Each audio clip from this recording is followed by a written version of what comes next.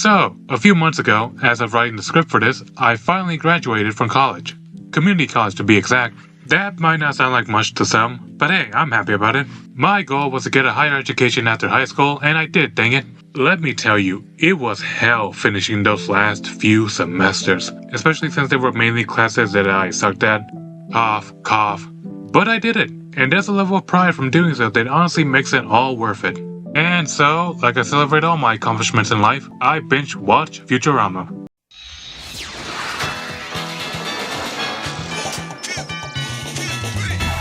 This show, man, I don't think there's any other series out there that I have rewatched more in my entire life.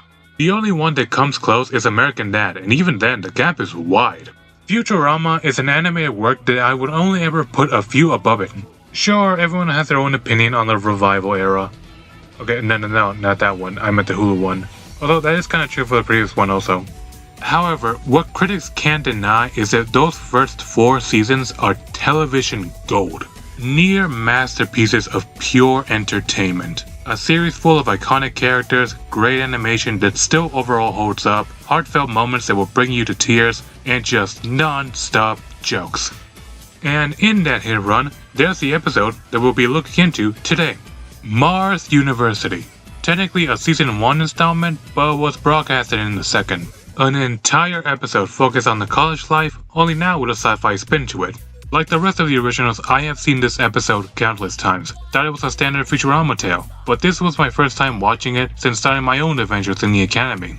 Now that it's done, and I've gotten my own personal college experience, at least the one I can afford without getting a hefty loan, I wanted to see if my view on this typical episode has changed now that I have brand new eyes on the world of constant studying, expensive ass books, and professors who are just on the borderline of not giving a shit. The episode starts with not with the intro, but with a cold open. I keep forgetting that a lot of early episodes, especially season 1, had so many of these. Some were pretty great, but this one was just a standard. It's there to set up where the episode goes from here, and the jokes are alright. Professor Farnsworth wants the crew to deliver an experiment to his studies at Mars University. Okay, now we get the intro, and god damn it! First a lukewarm cold open, and now this? Futurama also did this a lot, making a variation of the title sequence. Actually, I think this is the first one they've done, being a remix of the original. I don't hate these, there's actually a few that I really love, but I was just hoping to talk and gush about how amazing the OG is. It's a short yet effective intro that gives you everything you need to know about the show, which is impressive since they don't really introduce the main characters. I mean, they kinda do through the tubes, and you can assume Fry, Leela, and Bender are in the ship, but most of the brief time is spent on presenting the future aspect of Futurama. It all being 3D as well helps add to the futuristic immersion, which must have been a big deal back when it was first airing. And the music, don't get me started on that. Don't get me started. It's such a unique tune that I honestly can't explain it. When describing Family Guy music, it's jazzy traditional pop. When describing regular show music, it's the most 80s thing you can imagine. But with Futurama, trying to explain that with words will not work. The only reasonable choice is to listen to it and you'll understand why.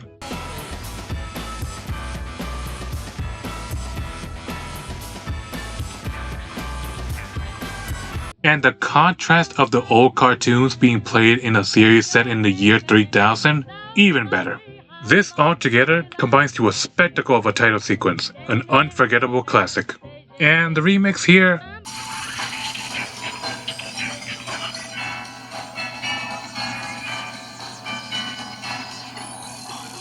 I mean, it's not bad, but when it comes to my favorite variations, those usually do way more. Like changing both the music and visuals, along with being longer. Here is just the music, and it's music that I do not prefer over the original. Back to the episode. The crew makes it to Mars, and here we get clarification as to why there's a university on the planet. The school was founded in 2636, and they warped the place into a livable environment by planting the necessary greenery for college life. Weed. And some other stuff, but mainly weed. I always love how this series sometimes takes the time to explain how things have changed over the many years since the 2000s. They could have left a lot of these open for the audience to fill in the gaps, but they felt inclined to provide a specific, and usually amusing, reasoning. Also, this explanation leads to a pretty great joke. Does that mean it's safe to breathe the air? Of course! And hey look, Wong Library. It honestly feels like the writers can't do anything Mars related without including Amy's parents in some way.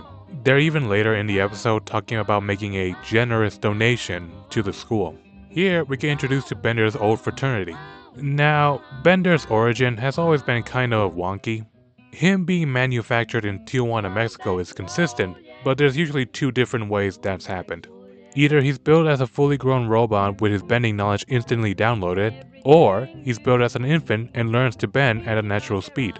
This episode insinuates the latter, implying he spent 4 years getting a major in bending, along with a minor in Robo-American Studies. I honestly don't know which path of growth I like best for Bender. On one hand, it's really funny concept to have a young Bender going through the typical adolescence road of education, but it's also pretty damn funny to have it all be a 5-second installment. Anyways, the fraternity is a nerd's nest, with 3 geeky members filling up the whole house. Bender, unshockingly, is shocked by this, although I don't really buy it. I'm gonna put my own little theory here and speculate that Epsilon Rho Rho has always been a frat house for metal nerds, but Bender is just too embarrassed to admit it. To anyone, really. I'm not saying Bender was a geek back then. The fact that he's considered a legend by others on campus somewhat disproves that, but they were probably the only house that would allow someone like him to join. I have no evidence for this, it's more of a headcanon really, but it would really fit with the many insecurities that this character has shown through the years. Oh, by the way, I love Fatbot. Fatbot is nothing but a highlight anytime he shows up. Also, they have a Hillel joke saying that fraternity has better parties than Epsilon Rho Rho. When I was little, I never got this joke, and now I still don't get it. So I looked it up, and apparently Hillel is not a fraternity, but rather an organization for Jewish students. That kinda lessens the joke for me, really. I mean, I get it, it's saying that a not typical fraternity is better at throwing parties than a typical fraternity. But it was personally funnier when I assumed they were taking a light jab at an actual house that the writers probably joined or were next to during their college years. It's fine now, but that's really it. During the exploration, Fry takes a moment to boast about his college days, which was this. Step right up, who wants to learn physics? Keep your hands inside the car at all times. Now that I myself have, as I stated before, lived the community college life, what are my opinions on this? Not that far off. Anyways, Fry is flexing his affordable education, but then he shows that he's actually a college dropout. I just love how proud Fry is about being a dropout. There's very few characters in fiction that I can think of who would hold something like that highly, and he's definitely one of them. The only other is probably like Billy and no, that's really it. However, with it now being 1,000 years later, Fry's academy status is now that of a high school dropout. Not letting this go, Fry is dedicated to keeping his former dead-end position, so he enrolls in Mars University so he can drop out once again. It's really fascinating to see the things that Fry is willing to do for the stupidest of reasons. Stuff like this and him applying as a troupe to use the veteran discount to buy a packet of gum are some prime examples. Later that night, Bender and the nerds do something incredibly outdated, a panty raid.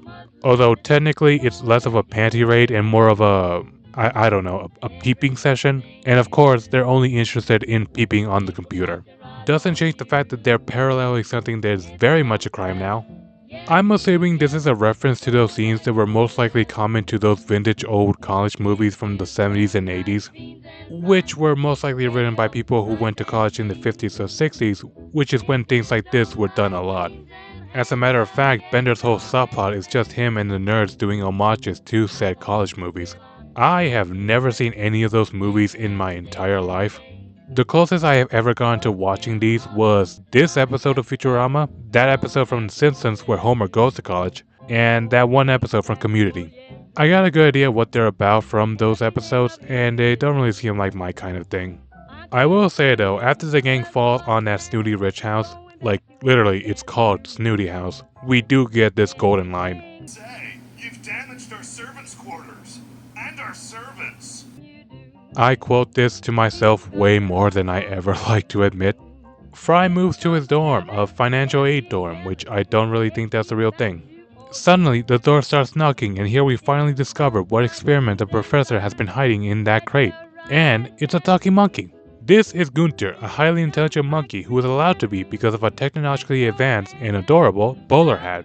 He's voiced by Tress McNeil, an amazing voice actress who has done numerous roles in the series, such as Mom, Leela's mom, Fry's mom, Lur's mom, I mean Inda, and a whole bunch of others. But that's not all. She's also done other memorable characters outside of Futurama, like Agnes Skinner, Gadget Hackridge, Daisy Duck, and Dot Warner. He and Fry have to be roommates because Farnsworth can't be bothered to remember 2 phone numbers. Fantastic reason, by the way. And from here, we immediately get rivalry between the two. Seriously, they instantly start hating each other and it's great. The little guy might be a super genius, but an actual monkey outwitting Fry is so fun to see. You want a banana? I don't eat bananas. I prefer banana-flavored energy bars made from tofu. I don't like you. Honestly though, I wouldn't like Gunther as my roommate either from that one line alone. Classes begin and the very first one is all about 20th century history. This seems like a slam dunk subject for Fry, and he believes it too, but then... What device invented in the 20th century allowed people to view broadcast programs in their own homes? Oh, I know this. What do you call it? Light bright. I believe the answer is the television. Wow, smart and cute. Damn, not only being one up by a monkey, but said monkey being flirted with by your canonical ex? Double shot. We're introduced to the dean of the university, Dean Vernon, and I am once again assuming this character is an homage to a caricature of those college movies. The rule-obsessed dean who is antagonistic to the main characters of the films. Again, never seen them before, but Vernon is a funny addition. His best moments are definitely when he screams, it's so exaggerated. But I also love this one here. Now what's all this about? Bro, it's just a call, calm down. Also, another fantastic fact Bob moment, gotta love the big guy. Fry is shooting his shot with a college girl and fails horribly. Also, I just noticed that Fry is eating a banana here. He's actually eating bananas throughout the episode, from beginning to end. It's a small little detail that ends up working later into the plot pretty well. Anyways, Gunter gets Christie's number, literally seconds after rejecting Fry. Hey, you like bananas? I got her number. How do you like them bananas? Just shot after shot. Damn man, the little guy even brags about it later on, which gives us this great squint from Fry. It's not the iconic one that gave us this old ass meme, but still pretty great. However, right after this, Farnsworth reveals that he brought Gunter's parents to the party, which is not what the smart chip wanted. You can just immediately tell this is the last thing that was on Gunter's mind, which is understandable since they start wrecking everything, terrorizing the guests, and... Oh dear Lord, all over the dean. Later that night, Leela blames Fry for the entire disaster, and rightfully so. It's entirely his fault for what happened since he was the one who deliberately opened the parents' cage and let them out. And he did it just to mess with Gunter. This was always an aspect about Fry's character that I've seen fans be divisive on, his instinctive jerkiness. It's not always there, but it happens just enough for it to be notable. I believe it shortens as the series goes on, making him more of a lovable idiot than anything. But early on, you could see why the guy didn't have many friends before coming into the future. Yeah, Gunter wasn't the nicest guy, he was definitely trying to get a rise out of him, but nothing he did deserved that level of humiliation. Although, this action didn't make Fry hateable for me, just something I should have expected from him around this time. However, when they enter the dorm, they discover that Gunter is still very much the primate he would ever like to admit, eating bananas in the corner. As he said it best, he tries hard to fit in, but he's still the same animal as his parents without that hat. And here we get a great line from Fry. Hey, cheer up. Not everyone turns out like their parents. I mean, look at me. My folks were honest, hardworking people. You know, in retrospect, this line is so damn funnier after finding out what Fry's parents are actually like. It's clear that Gunter wants to embrace the chimp in him and go to the jungle, but he couldn't abandon all the time and effort the professor put into him to somebody he considers a father. But as Leela states, his real father is the one who was in the punch bowl, and Gunter has about the same natural desire for the wild as he does. By the way, I love that right after Leela mentions the monkey being in the punch, Fry is out of nowhere spitting some from his mouth while holding a punch cup that he absolutely did not have before. You could tell the writers wanted to add that joke so bad and did not care how they did it. Anyways, the very next day, Gunther's animal desires finally win out in the end, during a test, right in front of Farnsworth. The entire build-up was well done, with the jungle beats getting louder, him hyperventilating faster, all of it growing until finally both him and his pencil finally snap, and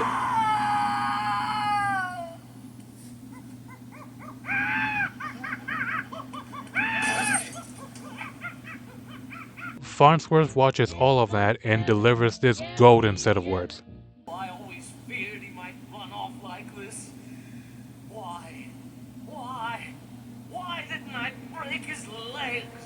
This line, I repeated this exact line so much when I was in high school, which, looking back, must have raised some concern from people who weren't Futurama fans. Farnsworth is devastated by Gunther's run, but is then quickly infuriated once he learns that Fry was the one who suggested it. Fry says that Gunther is a wild animal and deserves to be in the wild, while Professor believes that he's better off being a genius. Now, this is a rather complex question, whether an animal would enjoy a hyper-intelligent mind or stick to their primal roots. Spoilers for later, Gunther doesn't really like either one, but I think that's because of the hat. What I'm speculating here is that the hat gave Gunther a deeper awareness of who he was before all the smart stuff. Now that he had a way to retrospect his past life, things that seem normal or common for a monkey to do, which is what he always used to do, are seen with nothing but regret.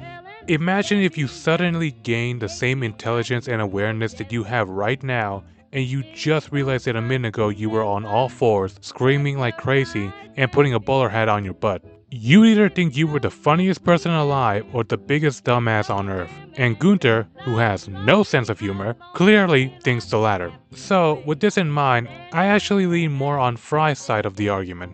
Yes, Gunther hated being a wild animal, but he most likely wouldn't have cared at all if he didn't put the hat back on. Also, the professor most definitely forced that intelligence onto Gunther while experimenting on him, cause there's no way a regular monkey did so willingly. So yeah, 100% on Fry's side on this. However, Leela suggested they give Gunther the opportunity to choose for himself, either by picking the hat or the banana. Somewhere else, Bender and the nerds are entering a rafting race to get out of secret probation. I don't really have much to add here, some funny scenes, but I do want to point out Venom straight up shooting their raft. Like, man didn't even try to hide it. He sabotaged the house he hated the most in front of everybody and no one even bats an eye. Wow, the jungles on Mars look just like the jungles on Earth. Jungles on Earth? I honestly don't know if time has made that joke funnier or sadder. They find Gunther and have him make the decision. Consider the philosophical and metaphysical ramifications of Banana!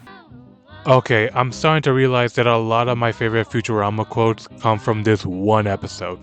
That's in no way a bad thing, I just never expected Mars University to be the episode I retell over and over the most out of the 100 plus there are. However, before the monkey can make his decision, Bender and the nerd sail through by complete accident, which leads them to falling down a waterfall. Just when it looks like they're about to lose, the crew rises from the river and wins by a neck. I do like how the robot house wins in a way that only a house full of robots could really win a race like this. Also, the snooty house falling in the water for no reason is pretty funny. Unfortunately, the sailby throws Fry, Farnsworth, and Leela down the river and nearing the waterfall. Gunther saves them after putting back on the hat, but ends up switching the position of doom they were once in. Considering how smart Gunther is, he probably knew this ahead, but was either too impatient to care, or didn't care about his own life over his friends. The latter, as dark as it sounds, seems the most likely considering how depressed he is as he's dangling from death. However, Gunther believes that maybe, just maybe, if he takes some time, he can truly...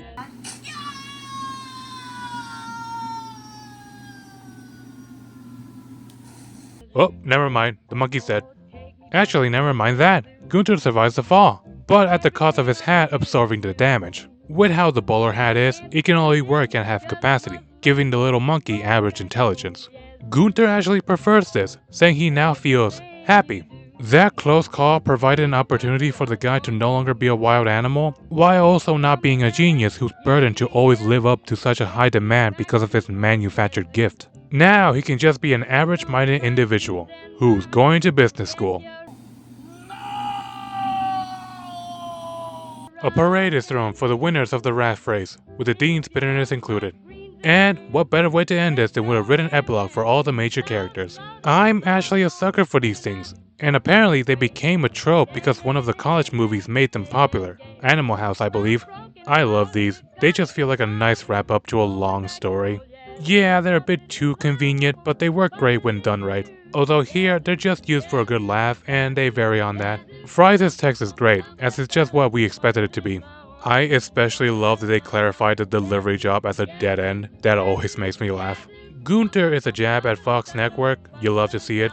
And Bender's is out of nowhere, but also in character for him. Fatbot's text is a little more sad than funny, but Leela's is the worst in my opinion. Yeah, it's another joke on Leela's terrible love life before the show settled on her and Fry, but I don't know about this one really. Some do make me laugh, but this one just felt too mean-spirited in my opinion. And that was Mars University. I remembered this being a solid episode, and it still is a solid episode. A college-centered episode always sounds like a fun time, but Futurama added their own spice to it by having said college be placed on a planet in the solar system that isn't Earth. Excluding the green and blue ball rock, Mars is the planet the show puts a lot of time building on. There's so much added to it over time, and this episode was one of the first to give it significant world building. And it's not one and done thing either, as the location and some of the characters do return in other later installments. Speaking of characters, the new ones here were pretty memorable. Gunter had a lot of development I wasn't really expecting from a smart monkey. The situation of trying to hide the parts of you that are you just to fit in is such a relatable experience. One that's often common to those in education, primarily any after high school, where it feels like a fresh start. However, it's not healthy for you to bottle those feelings inside, which normally leads to a personal breakdown, either figuratively or, in Gunter's case, very literal. I do like the end of his development with him compromising by dumbing himself down for a more simple life. One that doesn't carry so much stress, and the professor, although not supportive at first, does visually accept his decision in the end, which is nice. Other characters like Dean Vernon, the Snooty House, and of course my glorious Fatbot were minor characters who didn't have the same development as Gunter, or at all, but they didn't really need it. They were just there for jokes and they did so accordingly. Also Amy, she was in this. She had a few speaking roles and interactions, but kinda just disappears by the end. There's not much there for me to talk about, but hey, better than Leela.